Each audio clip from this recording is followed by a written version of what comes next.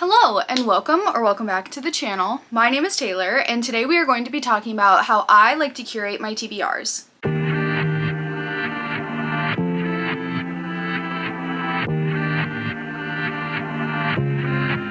So if you've been around the bookish space for any length of time, I'm sure you've seen a TBR style video. A lot of people try to gamify their TBR, they do spinner wheels, they do followers pick my reads, Pinterest picks my reads, all these different things, and all of those are great, grand, wonderful for them. I've mentioned on this channel before, that style is not entirely for me. I like being able to pick out my books very intentionally, and I wanted to share with you guys today how I like to do that. There is no right or wrong way to curate your TBR. The purpose of today's video is to kind of give you an idea of how you can curate a TBR if you would like to. If you like to read, you probably either have books you have unread, either physically or digitally, whether that be on your Kindle, whether you use Libby. There are probably books that you want to read in this lifetime, and I do think that there are certain books for different vibes. It doesn't always have to be that way, but you know, it is really fun to read an autumnal book in the fall. You know what I mean? So I have like kind of a specific formula in my head that I like to do, and I just wanted to talk to you about it today. So if you love to read, don't forget to give this video a like and subscribe to the channel for more content like this. I have been really having a good time making so much content for you guys, and I hope that you've been enjoying it, and I would love to have you as a part of our little growing community. So with all that out of the way, let's hop in.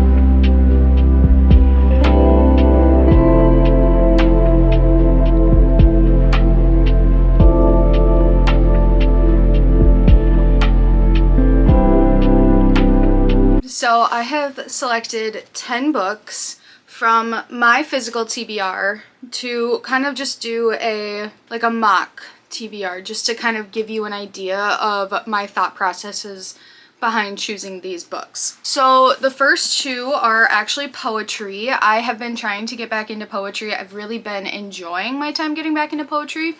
So the first thing I have here is The Poet X by Elizabeth Acevedo. I don't know what this book is about. I have heard very good things. Obviously, she is well decorated. I chose this book because, as I mentioned a million times until I'm blue in the face, I'm a speech coach, and we actually are in the process of reevaluating the book for extemporaneous reading poetry for next year. And I want to read this book to see if it is a viable option to put up for the poetry book. And I Googled online, like, young adult novels in prose. This came up. I actually just thrifted this book. I'm very excited. This is a very good thrift find.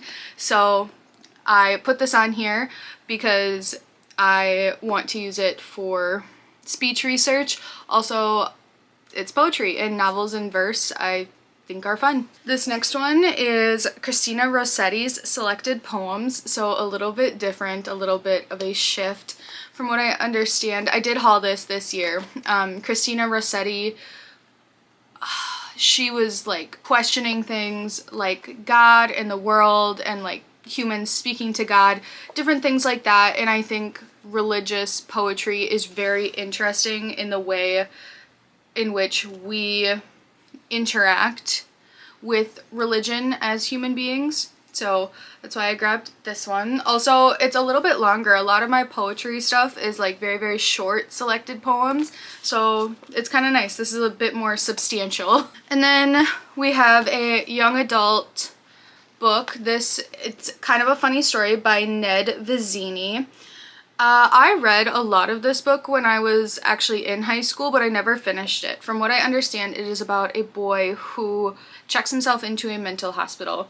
And books like this are always up for prose stories, essentially. When I'm reading, especially like literary fiction or just fiction in general, I'm always thinking like, how could I make a piece out of this? What is this book trying to say? All this stuff. And I think that this one would definitely have some very interesting things to say that a student would be interested in exploring. So that's why I chose this one. I always try to have at least 1 to 2 fluffy romances on my TBR. I always need something just as like a brain cleanser. So I have Addicted to You, Krista and Becca Ritchie. I don't know exactly that this one is super fluffy and fun, but I've had it on my I've had it in my physical TBR for a long time, and I need to know whether or not I want to continue with this series. Obviously, I haven't even read the first book. I only have the first book, but I need to read it and see what it's about. From what I understand, it's like 2 addicts who are in a relationship and them trying to navigate that. So it might be a little bit heavier than I anticipated, but I really don't have a lot of romance. A lot of my romance I read via audiobook from my library. Next is The Best American Short Stories 2025, edited by Celeste New. I just picked this up actually this past weekend. I am wanting to get more into writing, and I actually started writing what I want to be a short story. So I figured I should probably start reading short stories, and this was just such a cool book.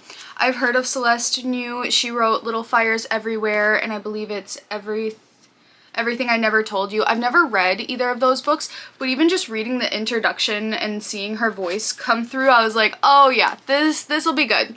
So I'm really interested in this. I saw a few other like Best American Short Story books at Goodwill, so if I like something like this is definitely, like, I might start collecting these books, because I guess the other ones, they're just not as attractive as this one. And I'm sorry, we do judge books by its cover, and if you say you don't, you're lying. You're lying. So that's why I chose that one. I want to get more into like the structure of short stories and like understanding them a little bit more. Next, I have 2 more literary fiction. I think this one's more thriller-esque. This is The Hole by Ha Young Pin, and this was winner of the 2017 Shirley Jackson Award, so my guess is it's like thriller horror-esque. Psychological thriller about loneliness and the dark truths we try to bury. So this is about a gentleman who, his wife passes away and his mother-in-law becomes his caretaker because he's like bedridden after a car accident. And then I have On Earth We're Briefly Gorgeous by Ocean Vuong. And this is a letter from a son to his Vietnamese mother who cannot read. So 2 books that I, have had on my TBR for a long time that I want to read. Next, I always try to read at least 1 classic a month. So we got here The Beautiful and the Damned by F. Scott Fitzgerald. This is a bit of a chunkier one, but F. Scott Fitzgerald has a very easy writing style. Like, you can just very easily follow it. If you've read The Great Gatsby, you know what I'm talking about. I just read his first novel, This Side of Paradise. Like, it's so consistent in the way he writes, which is wonderful. So definitely something that I want to continue to read his novels. Really, when making a TBR, it's really just picking a classic. It doesn't have to be any specific classic, and this one is a bit longer than what I would choose, but when looking at the rest of what I have, a lot of these books are quite short, so I could handle, a more substantial classic. And then the last 2 books I have are nonfiction. I do try to read at least 2 nonfiction a month. I have Female Serial Killers, How and Why Women Become Monsters by Peter Vronsky. So I've had this book for a while. I think that this kind of falls under, I know that this is true crime for sure, but we always talk about male serial killers, and I thought female serial killers would be really interesting, which is why I bought it. And what better time to sit and read about the gruesome things that people can do than in the thick of winter. I know that we're not quite there yet, but it did just start snowing outside, so. And then the next one I have is Downtown Owl by Chuck Kloisterman, and this, I believe, is a series of essays that is also like kind of a dark comedic story about rural America, and it's set in North Dakota, and as someone who lived in a rural state, went to school in a rural town, I need to read this ASAP. I just got this when I was in Sioux Falls, and I'm so excited to read this. So definitely one, I know I just hauled it, but I'm very excited. So I don't know if you can tell, but I do have a little bit of a structure. So it's like 2 nonfictions, a classic, we got lit fic, and we have a little bit of a thriller, short stories, young adult, and poetry. So obviously things can kind of change every single month, especially as I read down my physical TBR, which I'm hoping to do, but who knows if I'll ever really do it. I try to focus on diverse authors as well. I think that is something that's really important to me, to be a truly well-read person. You can read all the classics and everything that's like popular nowadays, but a lot of books that are being published and pushed out are still predominantly like white people, and that can be a very narrow life experience rather than reading about all sorts of different people and life experiences that are not like your own. I have a ton of different books. This is not entirely representative of everything in my physical TBR, but it's a nice smattering, I would say. It's very diverse in that way, and I think reading diverse genres and authors is really important if you want to be someone who is well read. So in the next portion of kind of planning my TBR, if you're not super into physical books, this is kind of what I do for my audiobooks or my ebooks. So I'll go into Libby and see, you know, what I already have. Right now I have Yellowface by R.F. Kuang and Beowulf. These are both books that were on, well, one of them was on my November TBR. Technically the other one was on my December TBR, but I brought it up because I was able to get the audiobook. I'll kind of check what my holds have. So right now it says available soon. I have P. Deji Clark's Ring Shout. And I really don't know what this book is about. I heard one booktuber talk about how they thought it was really good, so I just put it on hold at my library because it only had like a 4-week wait. And then the next one isn't available for 4 weeks. It's Yoko Ogawa's The Memory Police. So that tells me that I probably will only have like 1 audiobook come in from my holds. So then I will go over to my tags.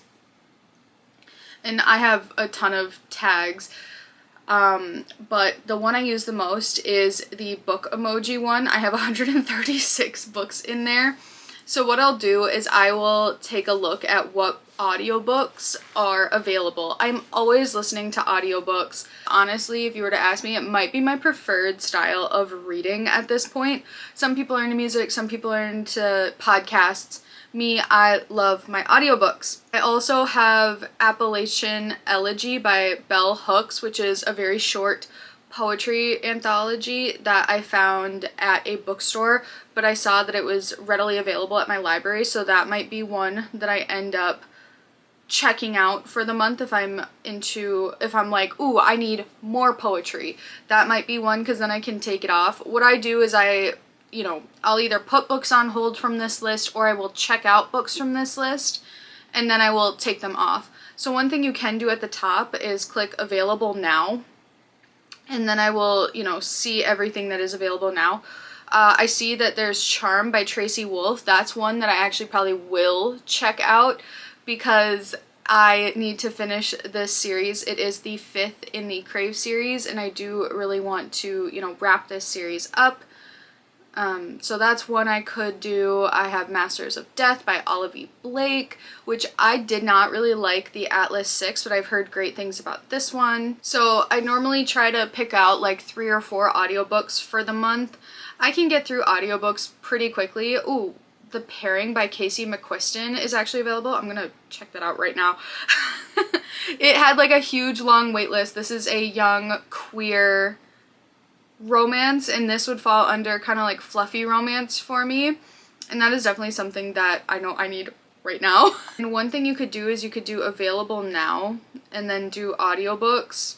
It's just nice to have these options, and then you don't have to worry about paying for audiobooks, That's one thing that if I could tell you anything from this video, do not pay for audiobooks if you can help it. I understand some people are like, I want it now.